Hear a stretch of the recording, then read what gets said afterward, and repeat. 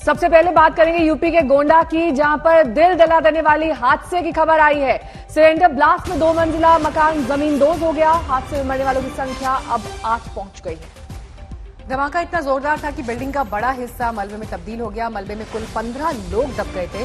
Police के मुताबिक मलबे से लोगों को ढूंढने का काम पूरा हो चुका है। मुख्यमंत्री योगी आदित्यनाथ ने हादसे पर दुख जताया और उच्च स्तरीय जांच के आदेश दिए।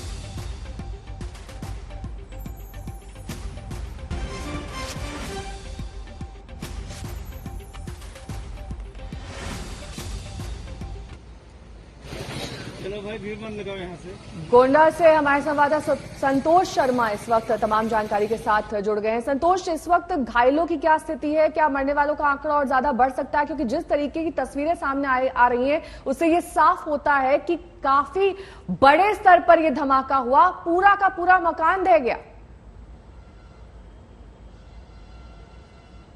देखिए, बिल्कुल जो घायल हैं इस समय पे गोंडा जिला चिकित्सालय पर ही हम मौजूद हैं। अंदर इनका इलाज चला है। करीब 6 लोग हैं। एक ही परिवार के जो 6 लोग हैं वो यहाँ पर भर्ती हैं। सिटी स्कैन करवाया जा रहा है। हालत गंभीर बनी हुई है। 3 की हालत अभी गंभीर बनी हुई है।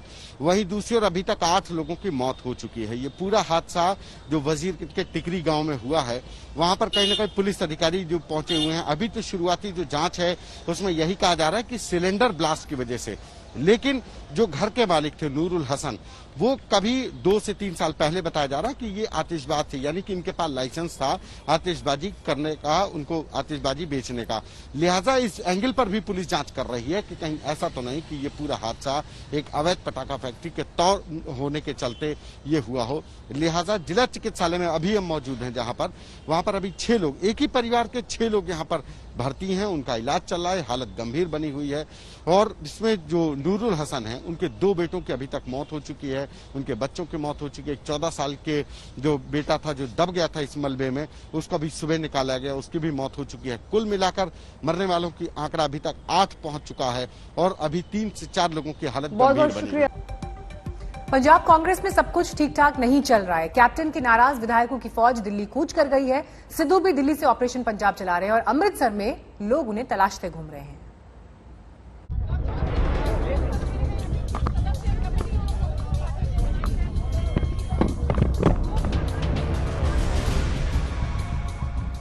अमृतसर शहर की गलियां, दीवारों पर चिपके ये पोस्टर शायद अपने विधायक की खोज खबर ले रहे हैं। अमृतसर पूर्वी विधानसभा एरिया से विधायक नवजोत सिंह सिद्धू को लेकर ये पोस्टर एक एनजीओ ने लगवाए हैं। इस संस्था को शायद मालूम नहीं है कि सिद्धू तो पंजाब की राजनीति का हिसाब किताब दिल्ली में कर रहे हैं। कैप्टन के बागियों की फौज दिल्ली में डेरा डाले बैठी है और आला कमान के सामने 2 दिन तक शिकवे शिकायतों का पूरा रजिस्टर खुल गया। हाईकमांड के बुलावे पे उन्हें अप्रेज करने आया हूं। जो कुछ भी उन्होंने पार्टी के हित में पूछा, उन्हें पूरी तरह से सजग कर दिया। पंजाब के लोगों की आवाज जो जमीन फाड़ के आ रही है, उन तक पहुंचाने आया हूं। ग्रास रूट्स की आवाज उन तक पहुंचाने आया हूं। पंजाब में कांग्रेस विधायकों की भरपूर शक्ति के साथ सरकार चला रही है, लेकिन पलीता अंदर खाने ही लग रहा है। सूत्रों के मुताबिक 25 से ज्यादा विधायक और करीब 5 मंत्री कैप्टन अमरिंदर से नाराज चल रहे हैं। मुख्यमंत्री की कार्यशैली से विधायकों में गुस्सा है। विधायकों की शिकायत है कि सीएम उन्हें तवज्जो नहीं देते और अफसर भी उनकी नहीं सुनते। अकाली दल पर नरमी बरतने के आरोप भी नाराज गुट खुलकर लगाता रहा है। पंजाब में जो कुछ कांग्रेस में पक रहा था, उसकी दहक दिल्ली पहुंची और पार्टी ने 3 सदस्यों वाली कमेटी बनाकर चैन की सांस लेने की कोशिश की। मैं समझता हूँ पार्टी इस सारे मंथन के बाद और मजबूत होकर निकलेगी। हमारे पास 2/3 मेजोरिटी है। हमारा प्रयास है आने वाले इलेक्शन में इससे भी ज्यादा हम कामयाब हों, क्योंकि पंजाब को बड़ी उम्मीदें दे। जब पार्टी बैठती है तो मंथन किया जाता है। कोई एक व्यक्ति विशेष इम्पोर्टेंट नहीं होता। पार्टी आज पंजाब इम्पोर्टेंट है। पंजाब के लिए आज कांग्रेस पार्टी इंपॉर्टेंट है। इन सारे मुद्दों को ध्यान में रख के सारा कुछ किया। मीटिंग चालू हुई है, अभी 3-4 दिन मीटिंग्स चलेंगी, सारों की राय लेके उसके बाद में मंथन करके एक पंजाब में कैप्टन और नवजोत सिद्धू में रिश्ते हमेशा से नरम गरम रहे हैं। कभी सिद्धू डिप्टी रहे तो कभी इस्तीफा देकर दबाव की पॉलिटिक्स की। अब दिल्ली तक मार्च से साफ है कि कैप्टन को अपने सेना को ज्यादा लेफ्ट राइट करने से रोकना होगा। चंडीगढ़ से सत्येंद्र चौहान के साथ आज तक ब्यूरो। कोरोना की दूसरी लहर ने पुणे शहर में सबसे ज्यादा तबाही मचाई। यहां पर लगातार बढ़ते मामलों के बीच सबसे ज्यादा मौतें भी सामने आई हैं। इसके बाद भी पुणे के विधायक की अगर आप करतूत देखेंगे तो हैरान रह जाएंगे।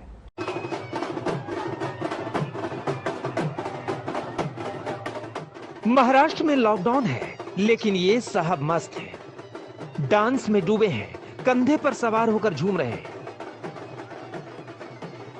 जमीन पर भी जलवा दिखा रहे हैं। बेटी की शादी है तो खुशी में चूर है।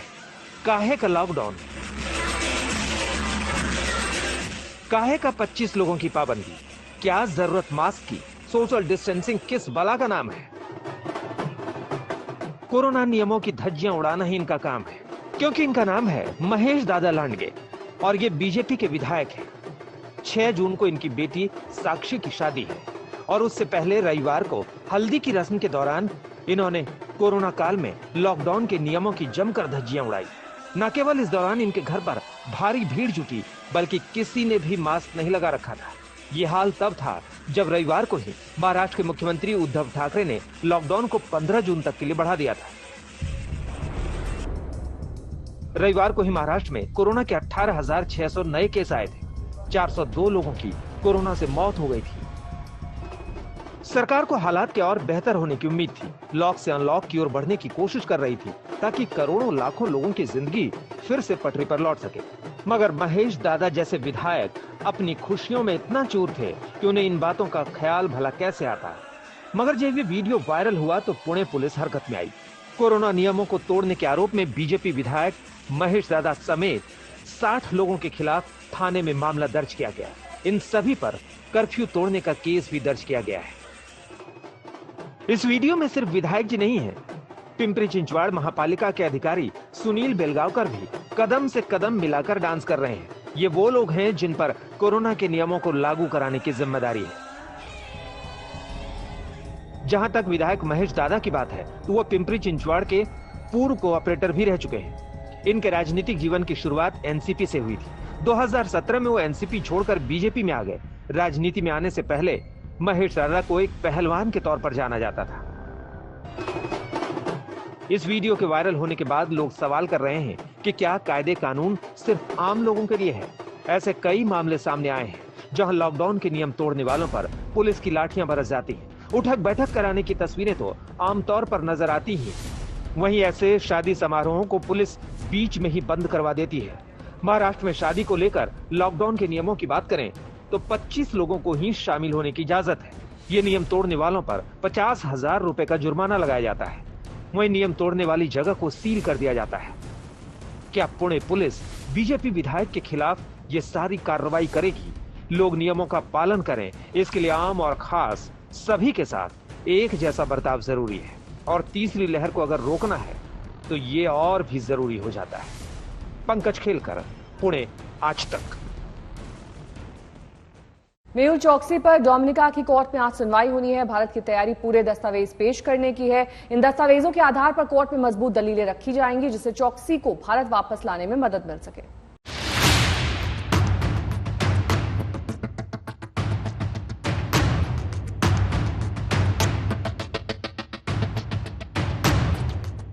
डोमिनिका से मेहुल चौकसी को भारत लाया जा सकेगा या फिर वो डोमिनिका से वापस एंटीगुआ पहुंच जाएगा, ये बहुत बड़ा सवाल है।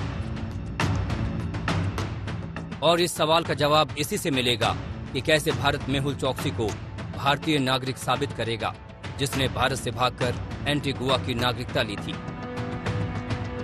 लेकिन आज तक जो एक्सक्लूसिव जानकारी मिली है उसके मुताबिक भारत ने मेहुल चौकसी की नागरिकता साबित करने के लिए बड़ी तैयारी की है। इसमें पहली बड़ी बात यह है कि मेहुल चौकसी ने अपनी भारतीय नागरिकता सरेंडर करने की जो प्रक्रिया और पेपर वर्क था उसे कभी पूरा ही नहीं किया। और जब तक भारतीय नागरिकता छोड़ने से जुड़े पेपर वर्क कम्प्लीट नहीं होते तब तक रिकॉर्ड में मेहुल चोकसी को भारतीय नागरिक ही माना जाएगा। मेहुल चोकसी के आज भी भारतीय नागरिक होने के दावे को उन दस्तावेजों से मजबूत किया जाएगा जिसमें चोकसी के आधार कार्ड, पैन कार्ड जैसे दस्तावेज शामिल हैं, जिनके आधार पर इस बात से कोई इनकार नहीं कर सकता कि वो भारतीय नागरिक नहीं है। डोमिनिका की कोर्ट में मेहुल चोकसी से जुड़े दस्तावेज पेश किए जाएंगे।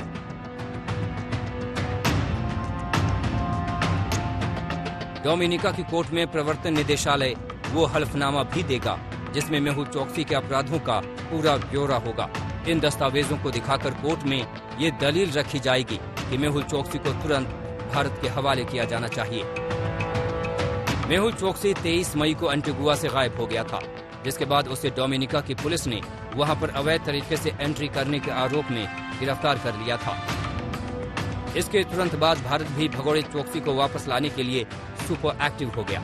अब कोर्ट को इस बात पर फैसला करना है कि उसे डोमिनिका से भारत भेजा जाए या नहीं। गीता मोहन और मुनीश पांडे के साथ आज तक ब्यूरो। और 1 में सबसे पहले लोग करेंगे इस वक्त की बड़ी खबर का। पश्चिम बंगाल से खबर आ रही है जहां पर हायर सेकेंडरी एजुकेशन बोर्ड ने आज होने वाली अपनी प्रेस कॉन्फ्रेंस को रद्द कर दिया है। इस प्रेस कॉन्फ्रेंस में दरअसल 10वीं और 12वीं की परीक्षा का ऐलान होना था। ममता बनर्जी भी ये कह चुकी थी कि 12वीं और 10वीं राज्य बोर्ड की परीक्षा जुलाई और अगस्त के आखिर में होगी। वहीं कल प्रधानमंत्री मोदी ने राज्यों के साथ बैठक के बाद सीबीएसई और आईसीएसई की 12वीं की परीक्षा रद्द करने का ऐलान किया था। अब कई राज्य अपने बोर्ड एग्जाम्स पर फैसला करेंगे। तो पश्चिम बंगाल से ये खबर सामने आ रही है। जुलाई में 12वीं और अगस्त में 10वीं की परीक्षा होनी थी। ममता बनर्जी इन परीक्षाओं का ऐलान कर चुकी थी, लेकिन कल जो केंद्र सरकार ने फैसला लिया है उसके बाद राज्य अब अपने अपने हिसाब से परीक्षाओं को लेकर नीति तय करेंगे।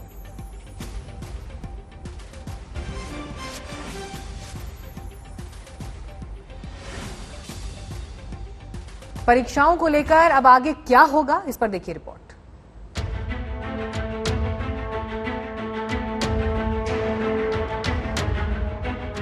कोरोना की लहर के बीच 10वीं की परीक्षा तो पहले ही रद्द कर दी गई थी। अब केंद्र सरकार ने बड़ा फैसला लेते हुए सीबीएसई की 12वीं की परीक्षा को भी रद्द कर दिया है।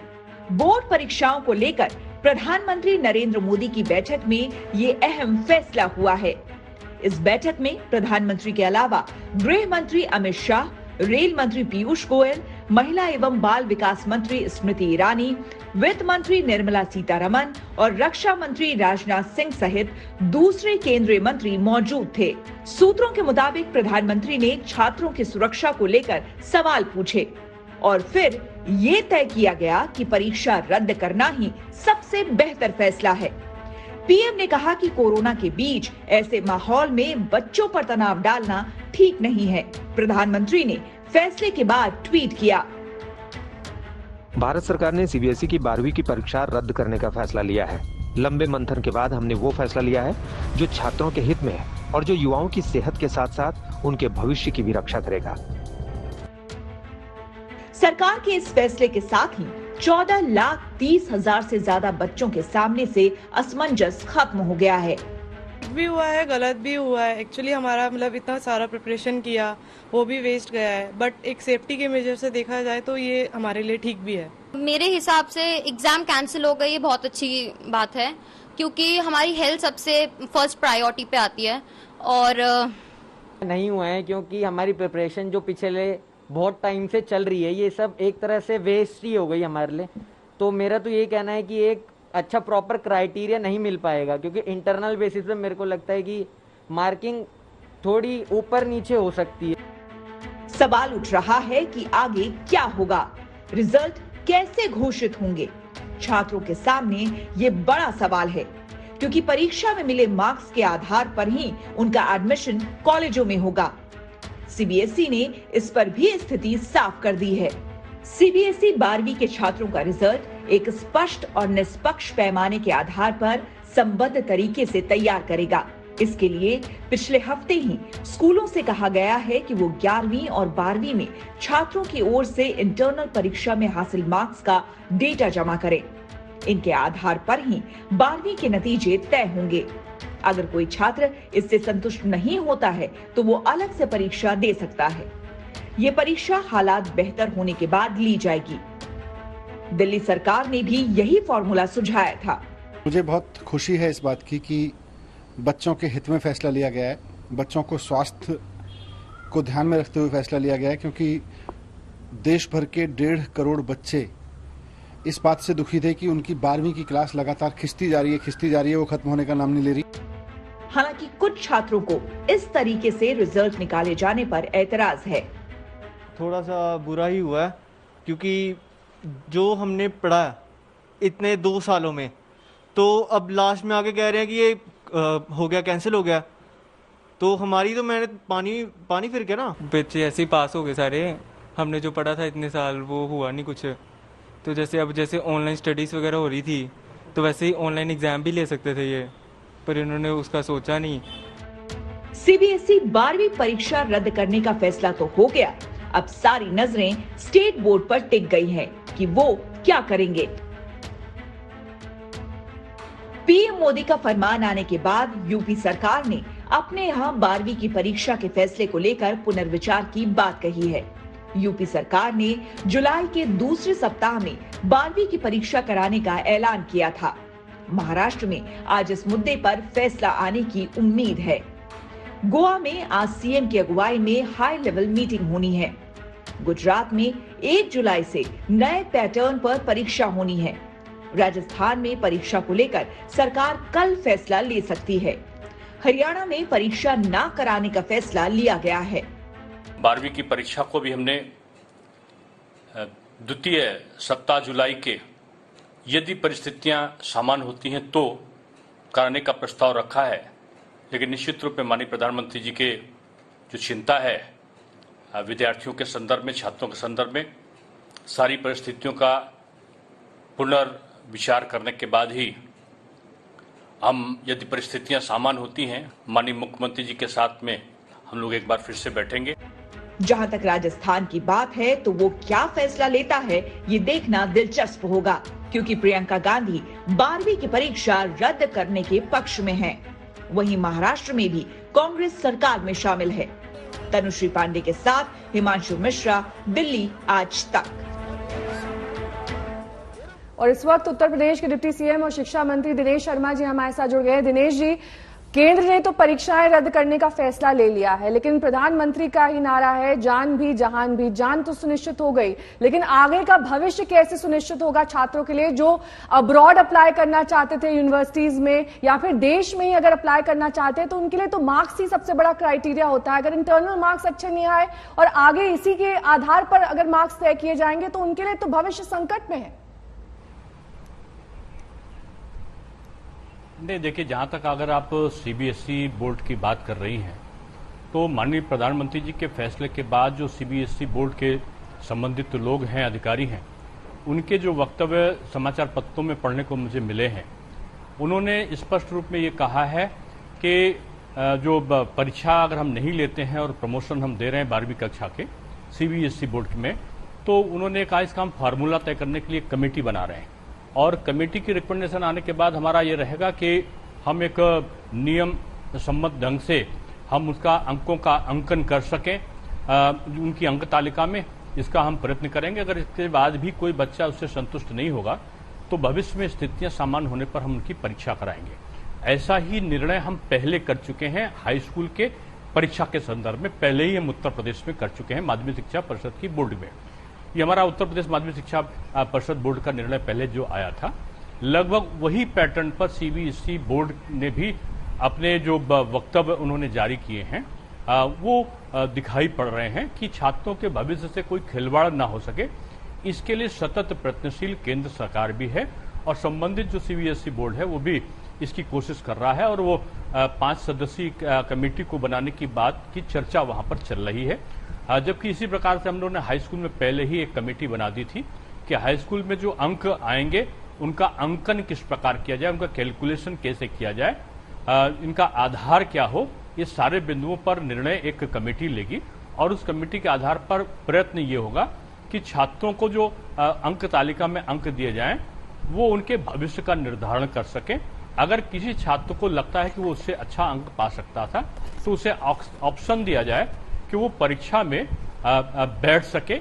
और उसमें भी हम ये भी कोशिश कर रहे थे उत्तर प्रदेश के संदर्भ में हाई स्कूल में, क्योंकि अभी इंटरमीडिएट का हमने निर्णय नहीं लिया था, कि हमने ये किया था कि अगर परीक्षा नहीं दे सकता तो वर्तमान में कोई कोरोना संक्रमित है या किसी और प्रकार का था, तो भविष्य में जो उसको हम चांस देंगे तो उसके जो अंक आएंगे वही उसके भले ही वो 2022 में लिया जाए लेकिन उसको 2021 की बोर्ड परीक्षा का अंक माना जाएगा। इस प्रकार के तमाम प्रकार के सुझाव हमने पहले रखे थे और अब कमेटी की रिपोर्ट आने के बाद हम लोग हाई स्कूल में निर्णय लेंगे।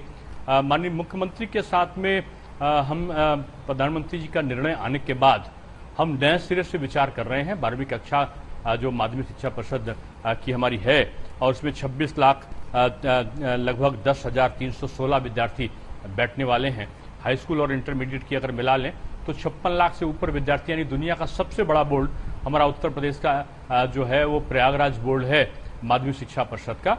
उनकी परीक्षाओं का सफल संचालन कैसे हो, ये एक नीतिगत निर्णय था। बच्चों की सुरक्षा, उनके स्वास्थ्य की रक्षा और उनके अभिभावकों को जो चिंता और भय है उससे मुक्ति कैसे मिल सके, इन सारे प्रयासों के तहत हमने 6ठे, 7वें, 8वें, 9वें, 10वें और 11वें का प्रोन्नत करने का निर्णय पहले ही कर रखा है। डिग्री कॉलेज के संदर्भ में हमको उच्च शिक्षा भी क्योंकि मेरे पास में ही है, हम लोग निर्णय के अंतिम दौर पर पहुंच रहे हैं कि हमें क्या करना चाहिए। पिछली बार हमने उनको प्रोन्नत किया था प्रथम वर्ष में, जो स्नातक परीक्षा थी और स्नातकोत्तर परीक्षाएं थी। इस बार हमें क्या करना है, उसका आधार क्या होगा, ये भी हम लोग जल्द ही उच्च स्तरीय बैठक के बाद जो हमारी कोरोना की संक्रमण की स्थिति है, हालांकि उत्तर प्रदेश की स्थिति अन्य प्रदेशों से काफी भिन्न दिखाई पड़ रही है, एक सुखद अनुभूति की तरफ हम लोग बढ़ रहे हैं। जैसे एक समय 3,10,000 के आसपास पूरे उत्तर प्रदेश में एक्टिव केस थे, आज की जो हमारी स्थिति है वो 32,465 के आसपास एक्टिव केस पूरे उत्तर प्रदेश में आए हैं। यानी एकदम से जो इसमें गिरे हैं वो भी लगभग 89.9% या 90% के आसपास की कमी इसमें आई है। और जो पॉजिटिविटी रेट है ये एक हमारे लिए इम्पोर्टेंट है कि 0.4% के आसपास आई है और लखनऊ जैसे शहर में तो 0.2% के आसपास पॉजिटिविटी रेट आई है। और अगर रिकवरी रेट देखें तो वो 96.9 यानी 97 के आसपास हम लोग पहुंच चुके हैं। लगभग 66 के आसपास जो जिले हैं उनमें 600 से कम जो एक्टिव केस आए हैं और उनमें जो कोरोना कर्फ्यू है उसमें एक बहुत व्यापक छूट भी दी गई है। स्थितियां सामान्य की तरफ तेजी से बढ़ रही हैं, तो एक स्थिति का परिवर्तन भी हमें तमाम बिंदुओं की ओर इशारा करता है। अब दो विकल्प आपने हमको आपने अपनी स्टोरी में सुनाए हैं। एक तरफ तो ये है कि बच्चे खुश हैं, अभिभावक खुश हैं कि उनकी सेफ्टी, उनकी सुरक्षा की व्यवस्था के लिए उनको प्रोन्नत किया गया, लेकिन एक बड़ी संख्या ऐसी भी छात्रों की है जो इंटरमीडिएट में 12वीं कक्षा में पास होके तमाम कॉम्पिटिटिव एग्जाम्स में उनके अंक आए, जो पढ़ने वाले मेधावी छात्र हैं वो अपने परिश्रम से चिंतित दिखाई पड़ते हैं। उनका विकल्प क्या हो, ये भी एक जो विचारणीय बिंदु है वो हमारे सामने आता है। ठीक है, बहुत बहुत शुक्रिया दिनेश जी हमारे साथ जुड़ने के लिए, तमाम जानकारी देने के लिए। तो जिस तरीके से यहाँ पर अलग अलग राज्यों पर अब फैसला छोड़ दिया गया है, उनके जो माध्यमिक शिक्षा बोर्ड हैं वो किस तरीके से परीक्षा को कंडक्ट कराएंगे, ये एक बड़ा सवाल बना हुआ है। हालांकि देश में कोरोना के नए मामलों में थोड़ा सा इजाफा आज देखा गया है। आज 1,32,788 नए मामले दर्ज किए गए, लेकिन एक्टिव केसेस लगातार कम हो गए। एक्टिव केस 20 लाख से कम है और आज इसका आंकड़ा 17,93,645 है। बीते 24 घंटे में नए केस में भी 1 लाख से ज्यादा की कमी आई है। अब तक 2,61,00,000 से ज्यादा लोग ठीक हो चुके हैं और लगातार 20वें दिन नए केस के मुकाबले स्वस्थ होने वालों की संख्या ज्यादा है। रिकवरी रेट जहां बढ़ा है वहीं कुल टेस्ट का आंकड़ा 35 करोड़ को पार कर चुका है। वैक्सीन की कम से कम पहली डोज भी अब तक 21,85,00,000 लोगों को लगाई जा चुकी है।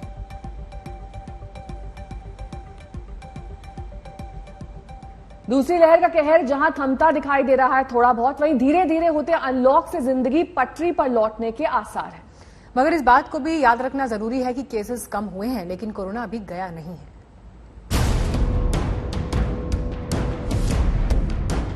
कोविड को फलते फूलते भी देखा, फिर कोविड को गिरते देखा, फिर चढ़ते देखा, फिर गिरते देख रहे हैं। अगर 1000 नहीं मिलेगा, 800 नहीं मिलेगा, 200-300 रुपए कुछ रोटी खर्चा कुछ ना कुछ बच्चों के लिए हम लाएगा जब हम घर जाते। थमने लगा दूसरी लहर का कहर।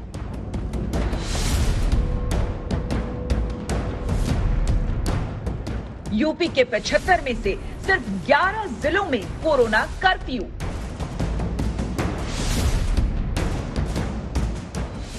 मध्य प्रदेश में अनलॉक से पटरी पर लौटी जिंदगी।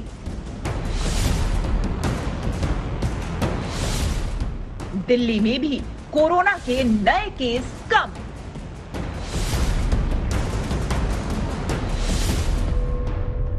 कोरोना की सबसे खौफनाक दूसरी लहर के कहर से देश बाहर निकलता नजर आ रहा है। देश के अलग अलग शहरों में जिंदगी एक बार फिर पटरी पर लौट रही है। करीब 1.5 महीने के लॉकडाउन के बाद इन शहरों में अनलॉक की प्रक्रिया शुरू हो चुकी है। 20 करोड़ की आबादी वाले उत्तर प्रदेश में भी सिर्फ 11 जिले ऐसे हैं जहां कोरोना के नए केस रोजाना 600 से ऊपर है। यूपी का अयोध्या हो या मध्य प्रदेश का ग्वालियर या फिर जम्मू कश्मीर का उधमपुर, चेहरों पर मुस्कान लौटती दिख रही है।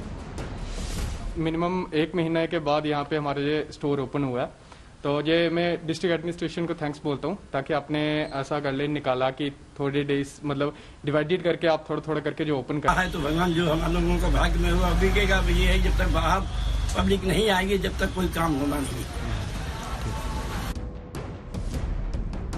कोरोना के नए केस कम होने के साथ ही अस्पतालों में मरीजों की तादाद भी कम हो रही है। ऑक्सीजन की कहीं कोई किल्लत नहीं है। वहीं देश भर में वैक्सीनेशन की रफ्तार भी अब तेज हुई है। यूपी के सभी 75 जिलों में 18 साल से अधिक उम्र के लोगों का वैक्सीनेशन एक साथ शुरू हुआ। लखनऊ में वैक्सीन लगवाने के लिए लोगों की लंबी कतार नजर आई। सारे लोग हैं, जितना ज्यादा ये करेंगे मतलब प्रोसेस को आगे बढ़ाएंगे उतनी जल्दी लोगों को फायदा मिलेगा।